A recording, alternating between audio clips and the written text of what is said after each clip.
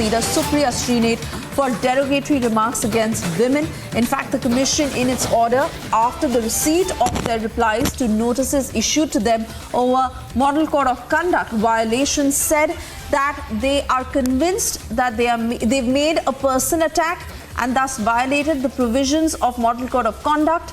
They have been warned to remain careful in public utterances.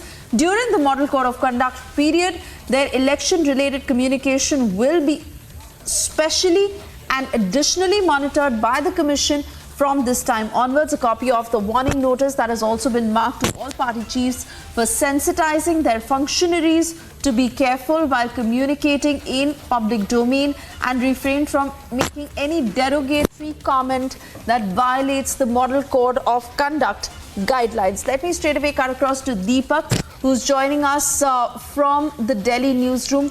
Deepak, it is important that this sets a precedent of what is to follow in the course to come, given that the Lok Sabha polls is round the corner, and this sort of political discourse is certainly not acceptable, and the Election Commission making it amply clear.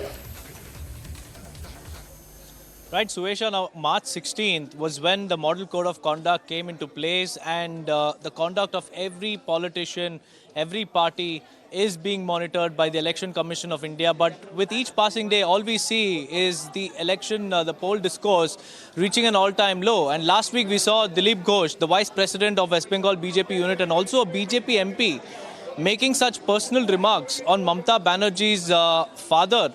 And we also saw Supriya Shrinate, on the other hand, making sexist remarks on Kangana Ranaut. So the Congress hasn't apologized yet, and the TMC, on the other hand, has submitted a complaint to the Election Commission against Kunal Ghosh's statement, and the BJP as well had approached the ECI over Supriya Shrinate's statement. Now, in response to the complaints issued, the ECI had also sought a reply from both of them, Supriya Shrinate and also Kunal Ghosh, and based on their replies, and based on the statements that they made, the Election Commission has found that they have made personal comments and thus they have violated the provisions of the Model Code of Conduct, and they have also been warned to remain very careful in the near future with the elections around the corner.